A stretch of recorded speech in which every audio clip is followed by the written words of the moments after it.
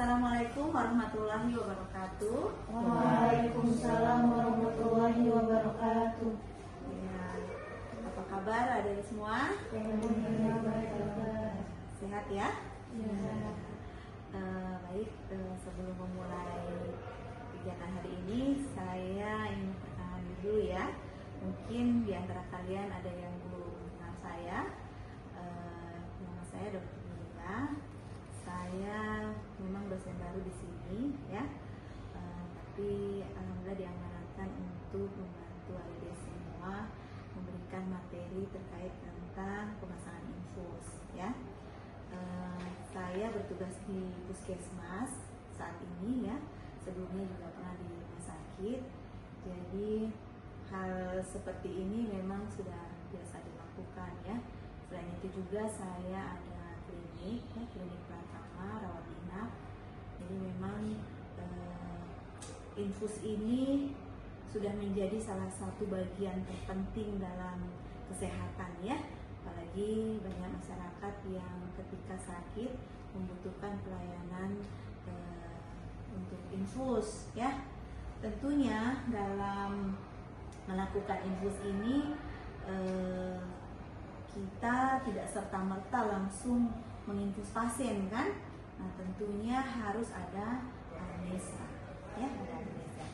Anamnesa apa waktu pasien datang itu ya, kita tanyakan keluhannya apa, toh sudah berapa lama sakitnya ya, gejala-gejala yang muncul apa saja. Nah, ketika kita sudah melihat dari gejala-gejala yang muncul itu membutuhkan penanganan infus, baru kita tawarkan ke pasien. Kita juga tidak berhak langsung melakukan tindakan tanpa inform konsen ya. Jadi kalau memangnya ada pasien yang membutuhkan pelayanan infus, tidak serta-merta juga kita langsung melakukan itu ya. Tetap inform konsen apakah pasien tersebut maupun keluarganya menyetujui untuk dilakukan tindakan infus. Lain hal kalau tindakan UGD ya. Kalau tindakan UGD itu kita karena keselamatan pasien lebih utama, jadi ketika kita inform konsen dan sebagainya akan memakan waktu kan. Nah, jadi kita keselamatan pasien yang didulukan, jadi tanpa harus inform konsen pertama kita bisa, karena ini berpacu di waktu ya, langsung infus bla bla bla gitu ya. Tapi ketika itu tidak emergensi sifatnya, tetap inform konsen itu kita dahulukan ya, karena ada beberapa memang pasien yang tidak bersedia walaupun kita periksa seharusnya dia sudah harus mendapatkan penanganan infus begitu ya. Jadi itu yang paling utama, karena kalau ada apa-apa kita tidak dipersalahkan begitu ya, karena sudah ada persetujuannya. Nah, mungkin saya sebelum itu tadi kan step by stepnya dari anamnesa dulu ya. Anamnesa, tanya dulu bla bla bla bla. Setelah itu kita sudah rasa nilai ini memang harus diinfus, kita inform konsen ya. Setelah inform konsen barulah kita siapkan alatnya ya, alatnya. Tentunya alatnya itu pertama kita pastikan ini puset ya, puset. Kemudian cairan ya kan. Nah, cairan juga kita harus menentukan cairan apa yang sebaiknya diberikan pasien itu. Tidak semua harus RL, tidak semua harus NaCl ya. Mungkin kan cairan-cairan dari pelajari juga ya. Ada NaCl, ada RL, ada asering ya. Ada koloid ya. Koloid ya. Ada berbagai macam D5, D10 ya. Nah, jadi tapi biasanya pasien seringnya memang tahap pertama nih RL. Kalau anak-anak kita pilih asering ya. Nah, ini ada ini cairan. Kemudian ini abokaternya ya, epikateternya. Ini ada beberapa jenis ya. Ada yang 20 ini, 26 ya, 22, 24 ya. Bahkan ada yang 16 ya. Jadi cuma yang sering kalau orang dewasa itu yang ini. Ya, nomor 20. Nah, kita lihat juga pembuluh darah. Kadang orang dewasa tapi tidak semuanya besar. Jadi kita sebelum melakukan tetap kita harus pilih kira-kira mana kateter yang cocok untuk pembuluh darah pasien itu, ya dilihat. Tapi kebanyakan orang dewasa ini. Kalau dia ini agak susah, dewasa biasanya kita pilih ke turun ke sini. Biasanya kalau saya di sana ini dulu, baru saya ke kuning, baru ini ke terakhir yang ungu, gitu, ya.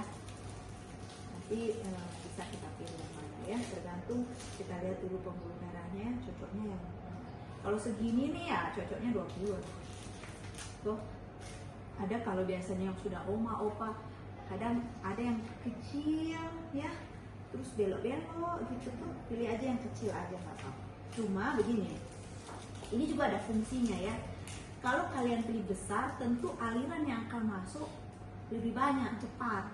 Kalau semakin kecil, si selang yang masuk juga kecil. Jadi sebenarnya kalau orang dewasa sebaiknya besar, disesuaikan. Apalagi kalau dia yang sifatnya emergensi, harus buyur cairan. Kalau kalian pilih kecil, biar mau buyur, lambatlah masuknya. Karena si selang yang di pembuluh darah kecil. Tapi kita biasanya situasional, kadang daripada nggak masuk, ya kecil pun oke lah daripada enggak kan. Tapi kalau memangnya dia bisa ini, memang tetap kalau orang dewasa tetap baiknya ini ya. Tapi kalau sulit, ya sudah mau apa buat, yang penting masuk, kita buyur cepat, yang penting dapat. Gitu. Kalau anak biasanya kita paling sering ini sih, bayi, anak udah ini lah yang kita sering pakai. Kemudian tentunya ini ya,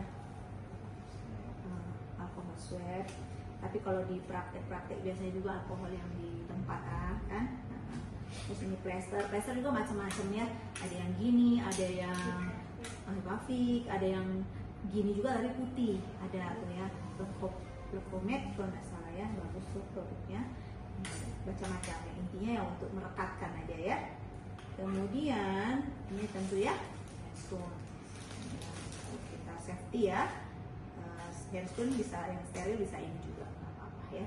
Tapi memang yang paling baik yang ini ya, steril. Saya rasa itu ya perlengkapannya, gunting ini ya untuk persiapannya aja ya. Gitu. Oke, itu alat-alatnya. Tahapannya diingat ya, tadi anamnes, inform konsen, siapkan alat. Kemudian tiang ya, tiang. Nah ini ya, tiang. Cuma memang ini kita ininya ya, harus adanya yang betul ininya ya. Nah, nanti nggak apa-apa lah, pegang dulu ya.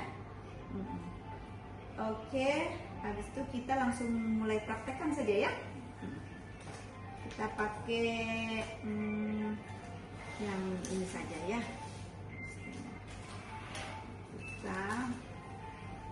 Sebelumnya tentu kita cuci tangan 6 langkah ya, cuci tangan 6 langkah. Kalian udah diajarin toh, cuci tangan 6 langkah. Ini ceritanya sudah lah ya, cuci tangan 6 langkahnya sudah. Ini kita lihat ya,